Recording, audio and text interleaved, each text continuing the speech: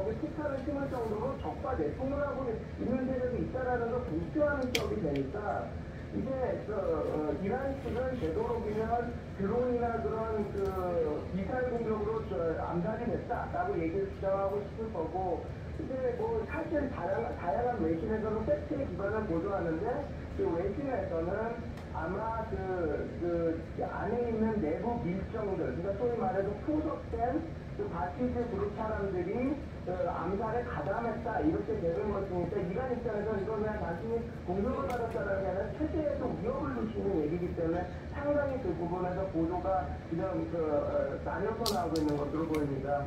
각자 본인 측에 유리하게 좀 분석을 하고 있지만 이제 교수님께서 보시기에는 그러면은 뭐 서방 언론의 입장이 조금 더 타당성이 있다 이렇게 보십니까?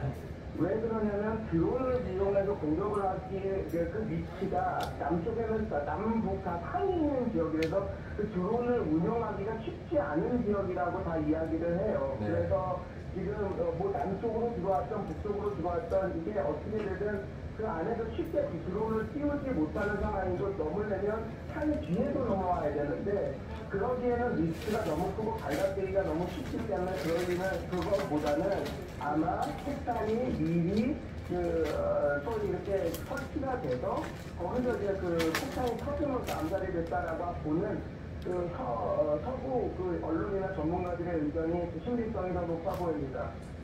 지금 군사 충돌을 앞두고 이스라엘이 이란보다 선제적으로 공격할 수도 있다 이런 어떤 분석도 나오는데 이건 어떻게 전망하십니까? 이스라엘 입장에서는 자기네들이 준비가 돼 있다. 어떤 공격이 오더라도 우리는 곧바로 즉각 대응을 하겠다라고 하는 어떻게 보면 억지력을 보여주기 때문에 우리에서 이렇게 얘기하고 있는 것일 텐데요. 선제공격이라고 하는 것은 국제법 위반입니다. 그러니까 예를 들어서 이란이 확실히 어떤 미사일을 발사할 조짐이 있어서 쏘려고 하는 것을 거기를 때렸다면 모르겠는데 예를 들어서 여기서 이스라엘에 대한 공격을 준비하고 있었어 라고 해서 우리가 그냥 미리 때린 거야 라고 했을 때는 이것은 이게 어떻게 보면 자위성이 발동하는 공격이 아니거든요. 그래서 이스라엘이 그런 이야기를 세게 내고 있지만 정말 이스라엘이 이란과의 전쟁을 확정이 돼서 전면전이 됐을 때 이스라엘도 얻을 수 있는 것이 그게 크게 많지 않기 때문에 아마 어떤 전략적 수사이자 물론 이제 당연히 공격이 들어가면 선제 공격도 카드에 있을 겁니다. 그런데 이제 우리가 지금 언론에 나오는 것처럼 선제 공격도 불사해서 전쟁을 이스라엘 측에서 먼저 시작할 수도 있다라고 하는 것은 조금 가능성이 낮아서 우리가 조금 조심히 살펴봐야 될 부분일 것 같습니다. 미국이 이번에 한이의 암살 작전을 사전에 통보받지 못했다 이런 소식도 전해지고 있습니다. 그러면 이제 미국이 어떻게 보면 이스라엘이 미국의 통제에서 벗어난 거 아니냐 이런 얘기도 나오거든요. 미국의 통제력을 잃었다라기보다는요. 이스라엘은 자국의 안보 문제에 관해서는 미국의 통제력 밖에서 자기가 활동을 했습니다. 물론 우리가 착시에 빠지면 안 되는데요. 미국과 이스라엘은 동맹국입니다. 서로 가까운 사이죠. 그러나 여러 가지 안보 이슈에 이렇게 왔을 때는 이스라엘은 항상 자신의 국익에 기반해서 선택하는 선택을 늘 우선해 왔습니다.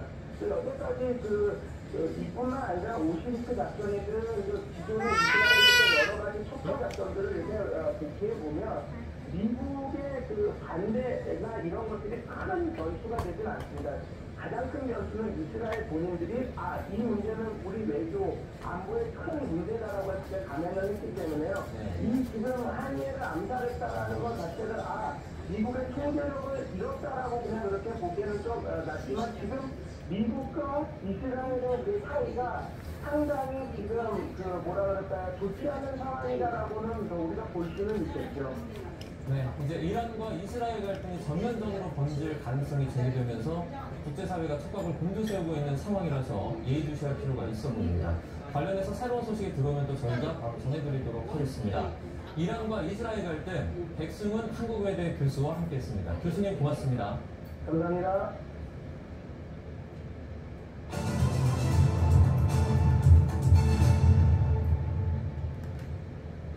정부가 국무회의를 열고 윤석열 대통령에게 방송사법에 대한 거부권 행사를 건의하기로 했습니다.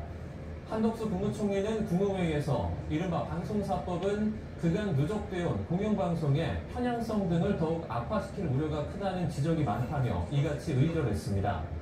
방송사법은 지난 21대 국회에서 윤석열 대통령이 거부권을 행사했던 방송 3법에 방통위 의결 정족수를 4인으로 늘리는 내용 등을 추가한 것으로 국회 본회의 통과와 정부 이송 일주일 만에 거부권 행사 절차에 들어갔습니다. 윤석열 대통령은 오늘 국무회의에서 의결한 방송사법에 대한 제2요구안을 오늘 곧바로 제거하진 않을 것으로 보입니다. 대통령실 고위 관계자는 YTN과의 통화에서 윤 대통령이 추가 중인 점 등을 고려해 방송사법에 대한 제2요구권 행사는 오늘 당장 이루어지지 않을 수 있다고 밝혔습니다. 국회 과학기술정보방송통신위원회 소속 야당 의원들은 방송통신위원회를 찾아 현장 검증에 들어갔습니다. 야당 의원들은 오늘 오전 10시쯤 정부과천청사에 도착해 방통위를 상대로 MBC 대주주 방송문화진흥회와 KBS 이사선임 과정에 대한 자료 등을 요구했습니다. 과방위 야당 간사를 맡은 김현 의원은 불법적인 이사선임 과정의 사실관계를 확인하겠다며 독립기구인 방통위에 협조를 당부했습니다. 앞서 야당이 발의한 이진숙 위원장 탄핵안이 지난 2일 국회 본회의를 통과하면서 이 위원장은 직무가 정지된 상태입니다. 법무부는 모레 오후 2시부터 정부과천청사에서 사면심사위원회를 열고 광복절 특별사면 복권 후보자를 가릴 예정입니다. 사면심사위는 박성재 법무부 장관과 송던 법무부 검찰국장, 정의도 대검찰청 공판송무부장과 5명의 외부위원으로 꾸려집니다. 이번 사면 대상에 드루킹 댓글 조작으로 징역 2년을 선고받고 복역하다가 재작년 복권 없이 사면된 김경수 전 경남도지사나 문학의 블랙리스트 의혹으로 1년 2개월의 형기를 마친 조윤선 전 청와대 정무수석 등이 포함될지 관심이 쏠립니다.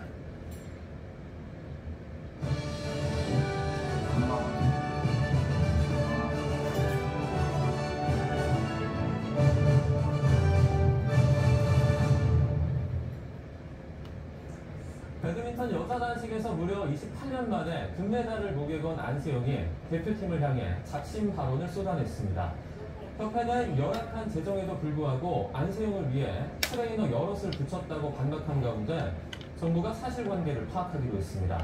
스포츠부 김영수 기자와 함께 얘기 나눠보도록 하겠습니다. 어서 오세요. 네, 안녕하십니까. 네, 먼저 경기 얘기부터 해보도록 하겠습니다. 안세영 선수 이번에는 정말 경기력이 압도적인 모습을 보여줬죠? 네, 그렇습니다. 결승전에서 경기력은 압도적이었습니다. 한 세트도 내주지 않고 2대 0으로 금메달을 확정지었습니다. 중국의 허빙자오 선수와 대결을 했고요. 시종 일관 앞서는 모습을 보여줬습니다. 우리가 8강, 4강 보면서 사실 좀 불안한 모습을 봤었잖아요. 네. 모두 첫 세트를 내주고 두 세트를 내리기는 역전승을 했었는데 그래서 좀 불안했죠. 그런데 우리의 기우였던 것 같습니다. 여자 단식으로만 보면 말씀하신 대로 28년 만이고요. 이게 96년 애틀랜타 올림픽 때 방수현 이후에 첫 메달이라고 합니다. 첫 금메달이요. 그리고 복식까지 넓히면 16년 만입니다. 2008년 베이징 올림픽 때 이용대, 이효정조가 땄던 금메달이 마지막 금메달이었습니다. 안세영 선수 이번 올림픽 통해서 자신이 왜 셔틀콕의 여왕을 제대로 하고 있습니다. 네, 사실 누구보다 기뻐야 하는 이 날에 우리 안세영 선수가 좀 쓴말을 내놨어요. 그렇습니다. 믹스트존에서 한 인터뷰입니다. 이게 선수와 취재진들이 함께 만날 수 있는 자리인데 지금 그래픽으로 나오고 있죠. 제 부상을 너무 안일하게 생각하는 대표팀에 실망을 했다. 그리고 이 뒤에 있는 이 말이 좀 많이 관심을 받고 있는데 이 순간을 끝으로 대표팀과 계속 가기 힘들어지지 않을까 하는 생각도 든다라는 얘기까지 했습니다. 이거 말고 다른 인터뷰에서는요. 부상을 겪는 상황과 순간에 너무 많은 실망을 해서 그 순간을 잊을 수 없다. 이런 표현까지 했습니다. 네. 금메달이면 진짜 기쁘고 환희를 해야 하는 순간인데 이렇게 어려운 얘기를 꺼낸 이유가 있겠죠. 안세영 선수는 이렇게 설명했습니다. 이렇게 올림픽 우승하고 싶었고 또 악착같이 달렸던 이유 중에 하나가 제 목소리에 힘이 좀 실렸으면 좋겠는 바람에 이렇게 정말 힘들게 바쁘게 살았었던 것 같습니다. 시대가 변한 만큼 저는 따라와야 된다고 생각을 하거든요. 그래서 다른 나라 선수들을 보고 저도 느끼는 게 많은데 이게 좀 협회가 또 따라오지 못하는 거에 늘 답답함과 늘 부당함과 약간 그런 게 많이 느껴졌었던 것 같아요. 그래서 그걸 조금 해소를 못하는 게 제일 저는 답답했었던 것 같습니다. 네, 물론 뭐 잘잘못을 나중에 따져야겠지만 그에 앞서서 정말 좀 안타깝다라는 그 느낌이 좀 많이 듭니다. 자, 이 발언들을 놓고 은퇴를 시사하는 발언이다 이런 분석도 나왔었어요. 그렇습니다. 뭐 당장 기자들이 듣기에는 은퇴를 시사하는 것처럼 보였습니다. 왜냐하면 대표팀 선수가 대표팀을 같이 못할 것 같다고 하니까 당연히 은퇴하는 거 아니야? 라는 생각이 들고 그런 기사도 많이 쏟아졌죠. 네. 그래서 이 얘기가 확산하니까 안지영이 직접 SNS에 글을 올렸습니다. 핵심은 은퇴라는 표현으로 곡해하지 말아달라. 자신은 선수 관리에 대한 부분을 말하고 싶다고 했습니다. 비슷한 얘기가 이제 그 이전에 인터뷰에서도 있긴 했습니다. 무릎 부상이 좀 심했고 이걸 진단하는 과정에 좀 오진이 있었다고 합니다. 그래서 올림픽에 나가는 과정에서 굉장히 어려웠다고 힘들었다고 얘기를 했거든요. 우리가 또 선수 관리에 대한 문제라고 하면 뭐 혹시 너무 혹사시킨 거 아닌가라는 의심을 들게 하기도 하는데 안세영 선수는 일단 혹사에 대한 부분은 아니었다라고 했습니다. 네, 저희가 뭐 예단할 수는 없습니다. 속사정은 이제 선수 본인과 관계자만 알 수 있기 때문인데 그래도 저희가 이 겉에만 보고 좀 추측을 하자면 어떤 게 문제였을까요? 네, 그 안세영 선수가 한 언론과 인터뷰를 했어요. 근데 이렇게 작심 발언을 쏟아낸 시점이, 그러니까 결심을 한 시점이 2018년이라고 합니다. 이때 이제 안세영 선수가 처음으로 태극마카를 달았을 때거든요. 네. 그때부터 준비를 해서 어제 이제 금메달을 따고 나서 얘기를 했다는 겁니다. 좀 많이 놀라운데 대체적으로 보면 훈련과 선수 관리 뭐 이런 부분에 대한 좀 불만이었던 것 같습니다. 일단 우리나라 대표팀 같은 경우는 복식 위주로 어떤 프로그램들이 많이 짜여져 있다고 합니다. 그때 안세영 선수는 단식이잖아요. 그래서 아마 그 프로그램의 방향성이 좀 안 맞는다고 생각했던 것 같고요. 또 효율성이 떨어지고 그러다 보니 부상이 또 생기고 부상 관리도 안 되고 하다 보니 선수로서는 좀 답답하고 그런 마음이 있었던 것 같습니다.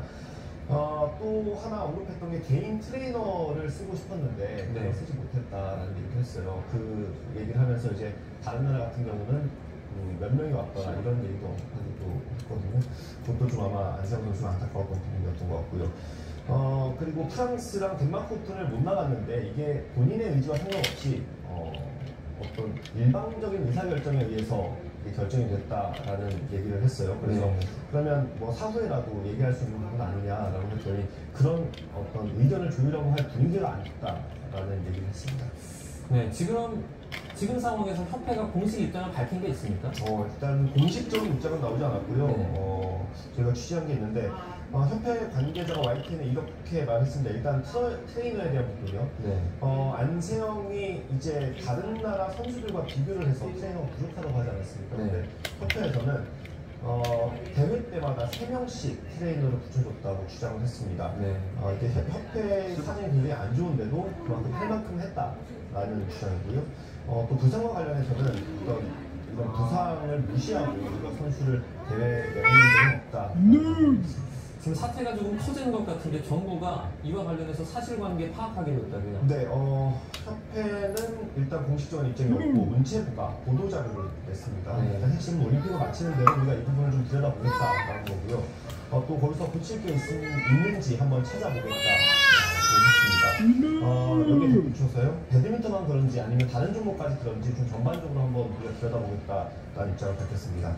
안세영 선수 말처럼 이게 수년간 2018년부터 이렇게 하고 있었다고 하니까요. 수년간 뭐 그런 문제가 있었다면 뭐 한순간에 이게 다 풀릴 일은 아닌 것 같아요. 그만큼 좀 이게 골마있는 상태라고 봐야 할 것 같고 이유야 어떻든 금메달리스트가 금메달을 따고 한 인터뷰에서 이런 얘기를 했다는 건 그만큼 소통이 안 되는 부분은 분명히 있는 것 같습니다. 선수와 협회 사이에 그런 앙금을 풀지 못하고 이렇게 올림픽을 치른다는 것 자체가 좀 문제가 있는 거 아닌가 생각합니다. 저희가 이제 금메달 소식을 전할 때는 활짝 웃으면서 전하는데 좀 그렇지 못해서 좀 안타까운 부분이 있는 것 같습니다. 자, 다른 종목 얘기도 좀 알아보겠습니다. 우리나라 양궁 대표팀 오늘 귀국했죠? 그렇습니다. 뭐 말 그대로 금유한양을 했습니다. 파리올림픽 양궁에 걸려있던 금메달 5개를 다 지금 우리나라로 들고 들어오는 모습입니다. 5개를 다 가지고요. 대단합니다. 특히 김우진, 임시완 선수 같은 경우는 금메달을 목에 3개씩 걸었습니다. 그런데 김우진 선수 말대로 정말 젖을 시간이 없더라고요. 당장 다음 달부터 국가대표 선발전이 또 있습니다. 다음 달부터요? 다음 달부터입니다. 이 선수들은 지금 올림픽에 갔다 왔고 다음 달에 다시 대표 선발전을 치러야 하는 상황이거든요. 인터뷰를 제가 준비했습니다. 한번 들어보시죠. 저희는 위협을 항상 당해왔습니다. 그러다 보니까 뭐 그런 위기들을 계속해서 겪어가다 보니까 슬기롭게 잘 해결했던 것 같아요. 어디서 걸릴 것 같은데요? 그만큼 너무 행복한 게 그걸 이룬 그 순간이 너무 길었던 것 같고 그때가 제일 행복했던 것 같습니다. 집에서 잠도 많이 자고 좀 아무 생각 없이 좀 쉬고 싶어요. 그리고 다음 대회를 또 준비해야 되기 때문에 컨디션 조절을 해야 될 것 같아서 아무것도 안 하고 쉴 것 같습니다. 다들 정말 메달을 많이 이렇게 메고 있어서요. 보는 저희가 또 즐겁습니다. 자, 다른 종목도 얘기를 해볼게요. 사격에서는 계속해서 쉬지 않고 메달이 나오는 것 같아요. 그렇습니다. 25m 톱사 권총에서 은메달을 획득했습니다. 조영재 선수가 메달을 목에 걸었고요. 조영재 선수로서도 첫 메달이고요. 이 톱사 권총에서 우리가 올림픽 메달을 딴 게 처음이라고 합니다. 이제 사격은 조영재 은메달까지 추가해서 역대 최고 성적을 거뒀습니다. 금메달 3개, 은메달 3개 각각 땄고요. 조영재 선수는 지금 병장이라고 하더라고요. 저희가 짧은 듯 조금 길죠. 병장이라서 저런 것 같습니다. 9월에 원래 전역할 예정인데 전역 특례를 받게 되지 않습니까? 근데 만기 전역을 하겠다라고 특례를 안 받겠다는 거죠? 아마 자유연맹에 무슨 것 같습니다. 9월이 얼마 안 남게 됐고요. 또 부모님께서 군 복무를 하셨던 것 같더라고요. 그래서 아마 그런 영향이 있지 않을까. 그 단식을 아쉽게 4위로 마무리한 우리 삐약이 세빈 선수의 소식을 좀 전해주시죠. 단체전 16강전에 나가서 다시 한번 활약을 해줬습니다. 정지 선수와 함께 단체전 첫 번째 복식에 나가서 이겼습니다. 우리 대표팀은 브라질 상대로 3대1로 가볍게 이겼고요. 이제 8강전을 치르게 됩니다. 오늘 밤에 있습니다. 8강전이 스웨덴과 하게 되는데 이걸 이기고 올라가면 4강이겠죠. 상하에서 누구랑 붙을까요? 상황에서? 네. 또 중국입니다. 또 중국이에요. 우리가 좀 올라갈만 하면 중국을 만나게 되는데 이번엔 좀 만리장성을 넘었으면 좋겠습니다. 지금 확정이 된 겁니까? 아니면 아직 확정은 안 돼요? 중국과 붙게 될 가능성이 높은 높은 거죠? 겁니다. 맞습니다. 알겠습니다. 자, 마지막으로 우리나라 메달 순위도 살펴보도록 하겠습니다. 우리나라 금메달이 지금 11개입니다. 무려 11개. 우리가 최초로 목표를 했던 게 5개니까 2배를 넘어섰죠. 그리고 은메달은 8개, 동메달은 7개입니다. 16년 리우올림픽 때 메달이 금 9개, 은 9개, 동 8개였습니다. 다시 한번 설명드리면요. 우리나라 금 11개, 은 8개, 동메달 7개 현재까지 획득하고 있습니다. 16년 리우 때 금 9개, 은 3개, 동 9개 이 기록을 이미 넘어섰고요. 2012년 런던 올림픽 때 기록이 금 13개입니다. 이제 금메달 2개밖에 안 남았습니다. 그래서 우리 아직 배고프죠. 아직 메달을 더 따고 싶습니다. 여러 종목이 아직 남아있어요. 우리 일단 자존심, 태권도 아직 시작도 안 했고요. 그리고 근대 오종, 역도도 메달을 기대해볼 만합니다. 그리고 스마일 점프 우상혁 선수도 힘찬 도약을 기다리고 있습니다. 이미 충분히 선방을 해줬는데 남아있는 경기들을 들어보니까 저희가 또 메달 기대를 안 할 수 없을 것 같습니다. 끝까지 함께 응원해보도록 하겠습니다. 스포츠부 김영수 기자와 함께 있습니다. 고맙습니다. 경기장 바깥에서 성공적인 올림픽을 치르기 위해 뛰는 사람들이 많습니다. 전 세계 44개 나라에서 파견된 경찰도 그 가운데 하나인데요. 우리나라 경찰도 파리로 파견돼 현지 관광객들의 안전을 위해 땀을 흘리고 있습니다. 조수영 기자입니다. 전 세계 관광객으로 붐비는 파리 몽마르트르 언덕. 수많은 인파 사이로 대한민국 경찰복이 눈에 띕니다. 우리 경찰관들이 프랑스, 스페인 경찰관들과 합동 순찰을 하는 모습입니다. 파리올림픽을 위해 44개국에서 경찰을 파견해 현지 안전지원단을 꾸렸는데 한국 경찰관 30여 명도 활약하고 있습니다. 한국 경찰분들도 계시고 순찰도 돌고 하시는 거 보니까 치안도 좀 잡혀 있는 것 같고 여행지 구경하는데 안심하면서 이제 돌아다닐 수 있을 것 같습니다. 안전지원단은 여행객들이 많이 찾는 지역을 순찰하면서 노점상 단속과 불심 검문 등을 하며 범죄 예방 활동에 주력하고 있습니다. 또 유실물 피해, 소매치기로 인한 도난 상황 대응도 지원하고 있습니다. 실제로 한국인 관광객이 카메라를 도난당해 경찰서를 방문한 일도 있었습니다. 도난 피해에 대한 수사 절차를 진행을 도와주는 일이 있습니다. 이게 좀 기억에 많이 남습니다. 안전지원단으로 활동하면 장시간 무더위 속에 근무해야 하는 것은 물론 우리 선수들의 경기도 거의 볼 수 없는 상황. 하지만 관중이기도 한 관광객들의 응원을 받으며 거리에서 안전한 파리를 만들어가고 있다는데 보람을 느낍니다. 이곳을 찾은 우리 국민 여러분들께서도 안전한 우리 국민이라는 자부심을 느낄 수 있도록 우리 안전지원단도 함께하겠습니다. 대한민국 파이팅! YPN 조수연입니다.